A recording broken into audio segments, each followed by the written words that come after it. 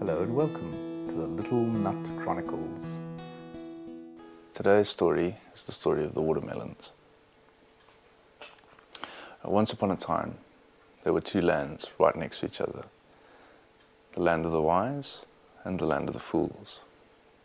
Now it just so happened that in the land of the fools, some seeds from some watermelons had fallen and had actually begun to grow into watermelons.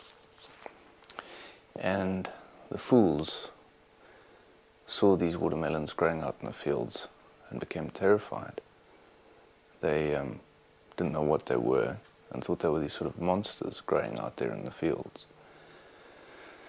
Anyway, it just so happened that as these monster watermelons were growing in the fields, a man from the land of the wise came to visit the land of the fools.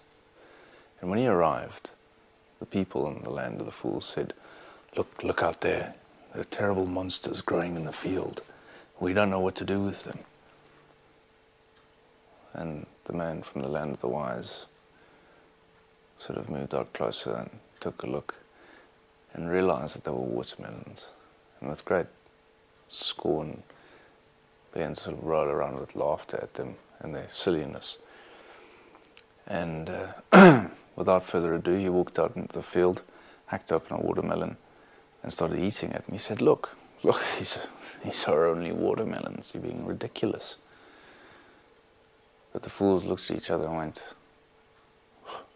"If he can kill monsters and eat them, imagine what he could do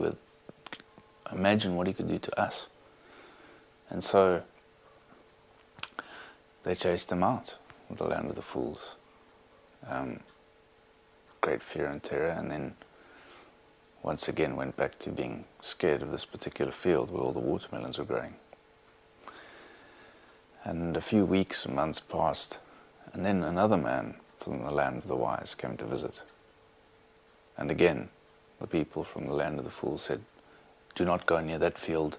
It's full of monsters that are growing out there."